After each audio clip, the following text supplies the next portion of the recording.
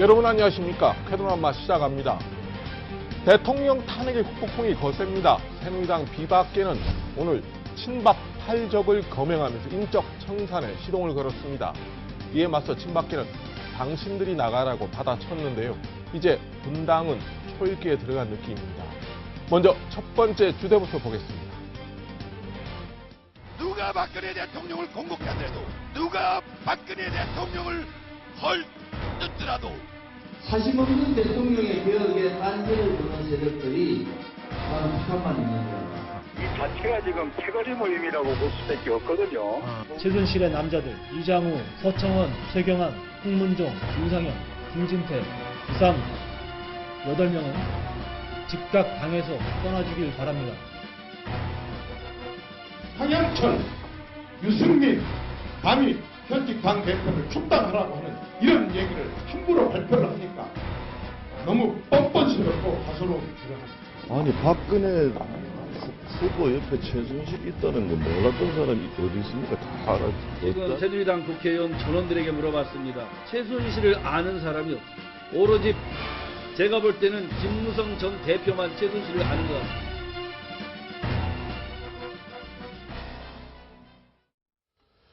네, 지난주 대통령 탄핵 가결에는 새누리당에서 최소한 62표의 찬성표가 나온 것으로 추정이 됩니다. 이 중심에는 비박계 비상시국회의 간사를 맡고 있었던 황영철 의원이 있었습니다. 오늘 황영철 의원을 좀 모셔서 조금 전에 보셨습니다. 친박 팔적 최순실의 사람들 8명을 정면으로 거론했습니다. 자, 황 의원 오십시오. 네, 반갑습니다. 자, 이게 오늘 얘기는 사실상 그동안 좀 물밑으로만 제기됐던 인적 청산을 네. 구체적으로 시동을 걸었다 이렇게 네. 볼 수 있는데 이 최순실의 사람들 8명 네. 흔히 또 친박 팔적을 거론한 부분들은 어떻게 해서 이 8명이 모아진 겁니까?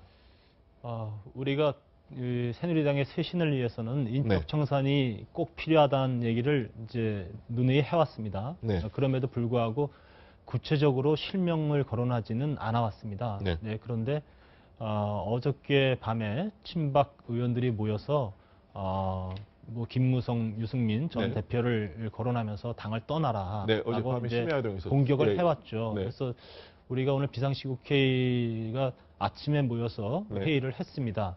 과연 친박들의 이런 소위 말하는 반격에 대해서 네. 어떻게 대응할까 논의를 했는데 네. 그동안 우리가 참아왔던 이 실명을 네. 우리가 분명히 밝혀야 될 때가 됐다라고 해서 거기서 우리가 그동안 이 친박, 강성 친박 또 이 촛불 민심을 또 왜곡한 사람, 그래서 네. 분노를 일으킨 사람 등등으로 해서 네. 명단을 그 회의에서 오늘 아침 회의에서 그 의견을 모았습니다. 네. 그 자리에서 뭐 여러 분들이 거론이 됐지만 네. 그래도 현 지도부에 있는 3인 네. 그리고 친박 5적, 네. 강성 친박 5적 해서 8명으로 이렇게 규명을 했습니다. 네. 특별히 뭐 우리들 논의 과정 중에서 네. 큰 논란이 없었고요. 네. 다들 이제 동의를 했습니다. 자, 이번 친박 팔적 명단 발표가 나오자 이정현 대표가 이렇게 즉각 반박했습니다. 한번 들어보겠습니다. 오늘 아주 가소로운 짓을 했습니다. 마치 자신들에게 모든 당권이 있는 것처럼 누구를 거명을 해서 나가라 이렇게 얘기를 한 것은 정말 가소로운 짓입니다. 그것은 정말 더 이상 말이 필요 없는 가소로운 짓입니다. 지도자의 자격 없는 사람들. 자, 오늘 탄핵안 가결을 위해 조금 전에 원내대표인 정진석 원내대표하고 이르면 원내대표단은 일제히 오늘 사퇴를 한 거죠. 뭐 제가 이 자리에 들어오기 전에 네. 그런 이제 보도가 있었다는 네. 얘기를 좀 전해 들었습니다. 좀 네. 더 구체적인 내용을 좀 확인을 좀 해봐야 되겠는데 정진석 원내대표는 어쨌든 이 사태에 책임을 지고 또 우리 국회에서 우리 박근혜 대통령을 탄핵안이 가결된 데 대해서 본인이 책임지는 어떤 행동을 해야 되겠다라고 말씀을 쭉 해왔습니다. 그런데 문제는 지금 원내대표가 만약에 그만두시게 되면 정진석 원내대표는 그동안 여러 가지 국면 속에서 당에서 균형추 역할을 네. 해왔습니다. 네. 친박이나 비박 어느 곳에서 치우치지 않는 네. 역할을 해왔기 때문에 네.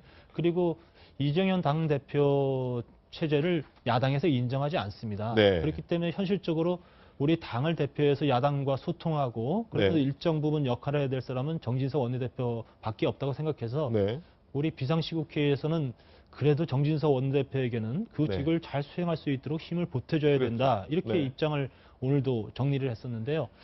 제가 뭐 너무 이제 괴롭고 본인이 네. 또 책임을 져야 되겠다는 뜻으로 입장 표명을 했다고는 생각하지만 네. 우리 뭐 의원총회에서 네. 아무래도 정진석 원내대표는 친박 쪽에서 오히려 더 강경하게 이제 퇴임시키려고 하는 그런 분위기는 있습니다만 네. 다시 재신임을 해드려서 네. 이 뭐 비대위가 꾸려지거나 우리 당이 제대로 역할을 체제가 완성될 때까지는 그래도 당 대표자로서의 역할은 해줘야 네. 된다. 저는 그렇게 생각합니다. 그런데 이정현 대표를 뺀 나머지 친박 지도부는 예, 지금 이 상태는 전혀 그만둘 생각이 없는 것 아닙니까?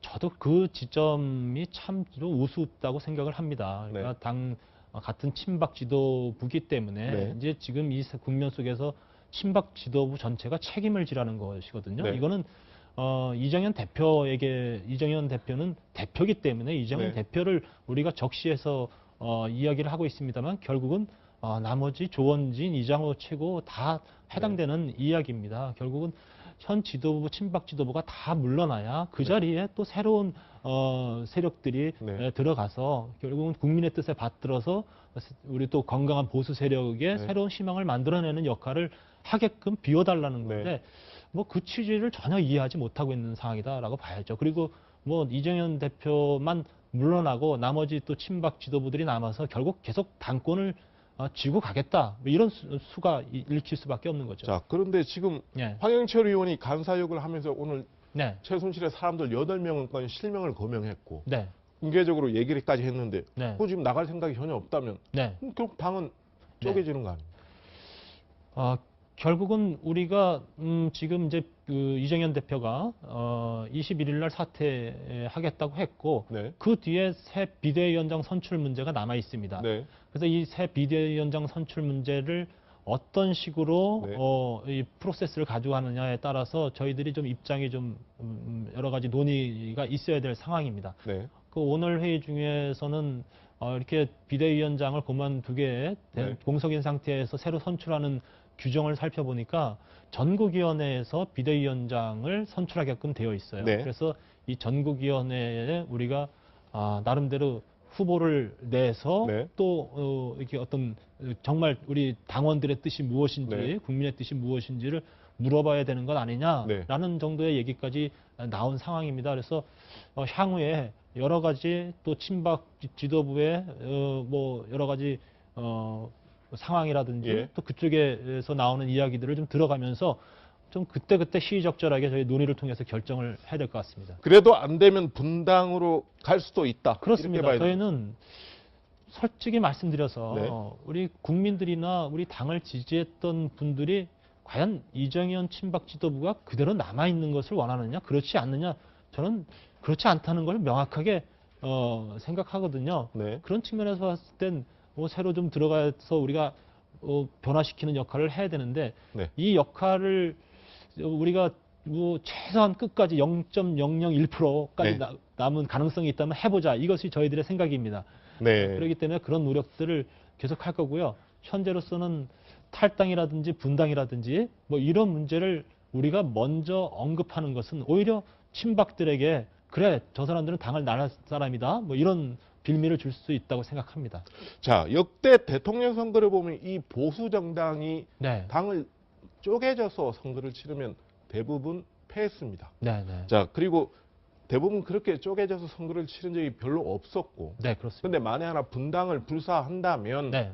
내년 대선은 네. 이렇게 보수 세력이 쪼개져서 선거를 치는 아주 특이한 선거가 네. 될 겁니다. 뭐 그런 상황이 된다 그러면은 정말 어렵고 힘든 대선 과정이 될 수밖에 없다고 생각하는데 네. 이건 제 개인 사견입니다만 네. 저는 이번 대선에서 보수 진영이 패배할 수 있다는 것을 우린 가슴에 안고 가야 된다고 봅니다. 패배를 이것이 감수하고 예, 합니다. 이것이 지금까지 새누리당이 최순실 국정농단 또 박근혜 대통령의 국정 실패를 막아내지 못한 책임을 져야 된다는 측면에서 말씀을 드리는 것이고요. 네. 그러나 친박 지도부가 남아있는 새누리당에게는 전혀 아마 이 대선 후보의 당선 가능성 없을 것이고 네. 또 유력한 대선 후보가 친박 지도부와 함께 할 거라고 생각하지 않습니다. 네. 그렇기 때문에 우리 비박 진영이 주도가 돼서 그래도 보수 진영을 대표할 수 있는 후보를 만들어내고 네. 가능하다면 또 대선에서 승리할 수 있는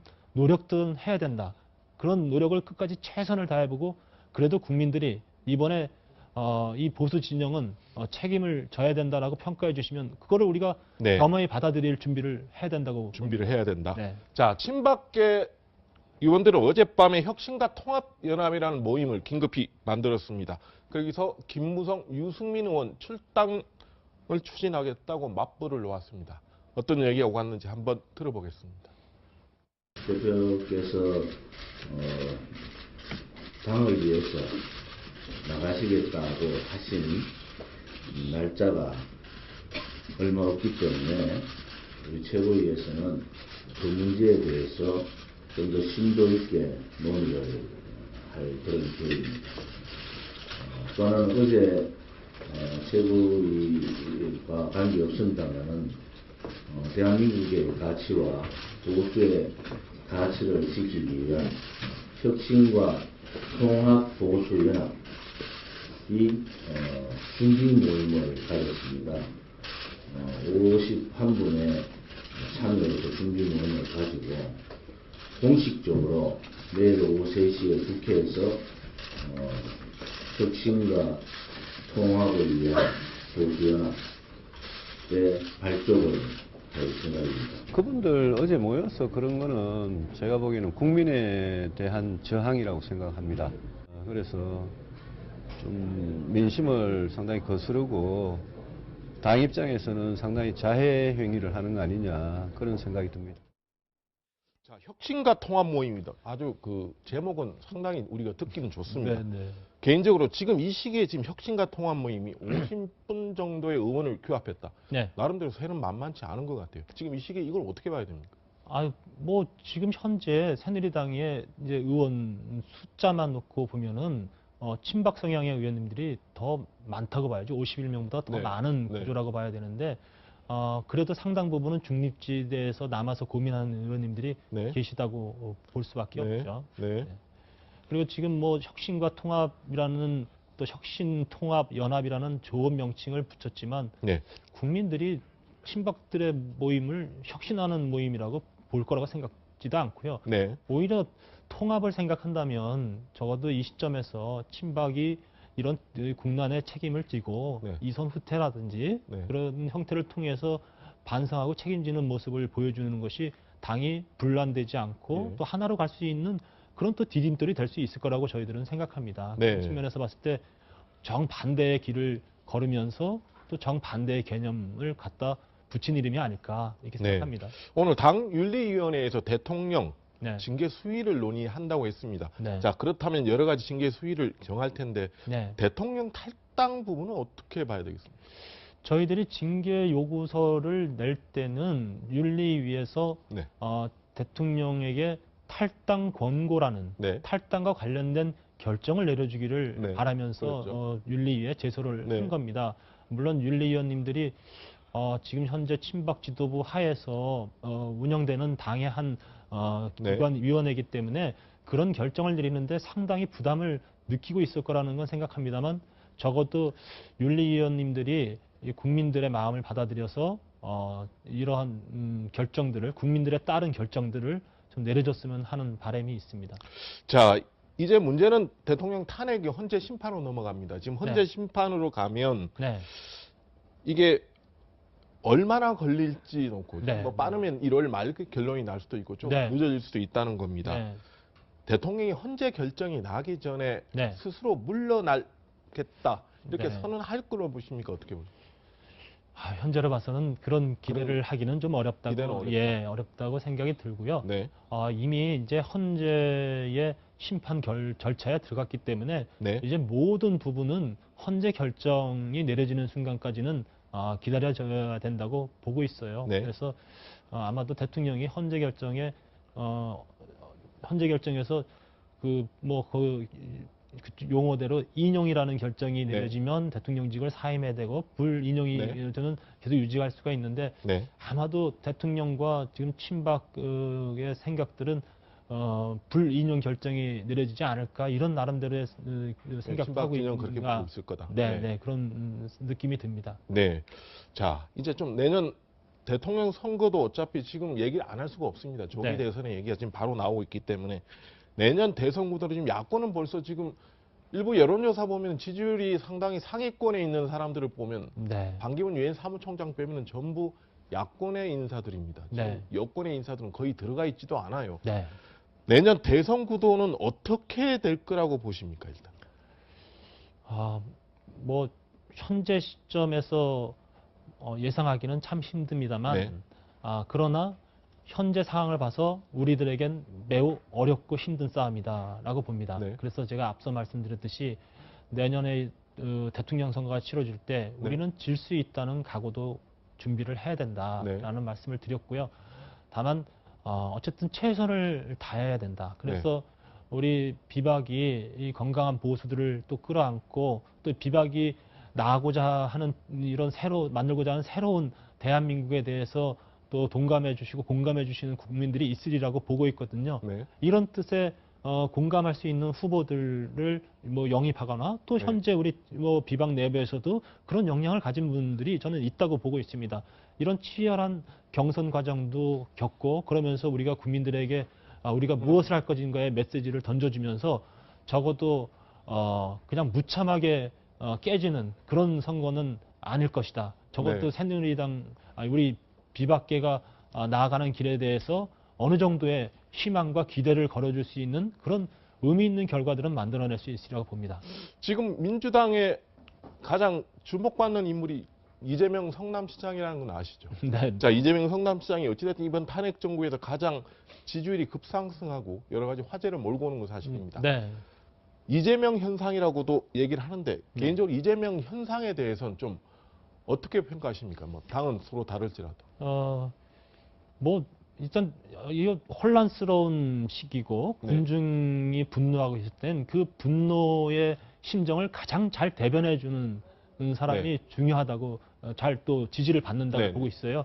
그래서 이재명 시장은 지금 성남 군중의 민심을 잘 대변해 왔다고 보고 있고 그러나 이재명 시장은 어떻게 보면 지금은 어떤 얘기를 해도 책임을 지지 않을 상황에 있어요. 그러니까 문재인 전 대표라든지 또 안철수 전 대표 같은 경우는 그래도 당에서 책임 있는 역할을 해야 될 사람들이잖아요. 하고 있는 사람들이라고 봤을 때 그분들은 개인의 생각만 가지고 어떤 노선을 결정하거나 방향을 잡을 수는 없어요. 그러다 보니까 지금 이 국면 속에서 당과 당의 입장을 고려하면서 여러 가지 입장 변화도 가져올 수밖에 없었고 이렇다고 보죠.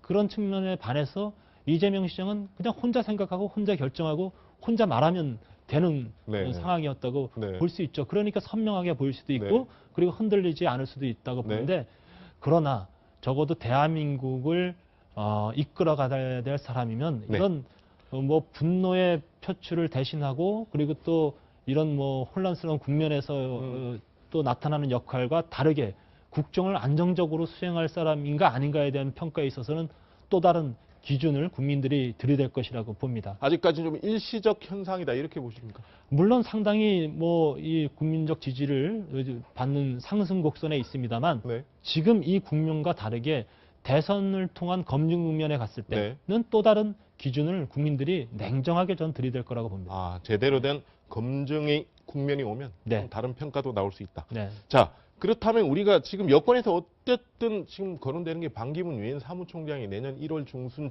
이후에 들어온다고 했습니다. 네. 자, 반기문 사무총장이 들어오면 어떤 선택을 할 거로 보십니까, 일단? 글쎄요, 그거 제가 답변하기는 너무 힘든 이야기인데, 그래도 적어도 반기문 유엔 사무총장님은 이제 보수적인 네. 그런 지향점을 갖고 있다고 보지 않습니까? 네. 그래서 어쨌든 이 보수 진영을 대표하는 후보자로서의 그런 뭐 대선 후보의 길을 걸을 수 있을 거라고 예상을 하고 있습니다. 그래서 네. 저희 뭐 비박계에서도 네. 그래도 반기문 총장이 이번 대선 과정에서 비박계와 건강한 보수들을 대표하는 그런 의미 있는 그런 위치에 설 수 있을 거다라고는 저희들 예상하고 있습니다. 그러나 중요한 것은 저희들은 모든 과정들을 민주적이고 또 원칙에 맞게 해야 되는 부분입니다. 네. 뭐 우리가 반기문 총장을 추대하거나 뭐 이런 형태로는 갈 수 없지 않습니까? 네. 만약에 뜻을 같이 한다면 우리 비박계가 어떤 아직도 많은 뭐 결정되지 않은 부분이 있습니다만 네, 네. 저희들이 대선 국면에서 후보자를 내는 과정이 있다. 그리고 반기문 총장님께서 저희와 함께 뭔가 새로운 길을 모색하게 대한민국을 만들겠다고 하면 일단 당 우리 내에서 네. 치열한 경선도 거치면서 또 후보자로서의 위치도 가져가야 되지 않을까 이렇게 생각합니다. 네, 당분간 뭐 새누리당이 좀 어수선하겠습니다. 네, 그렇습니다. 말씀 고맙습니다. 예, 감사합니다.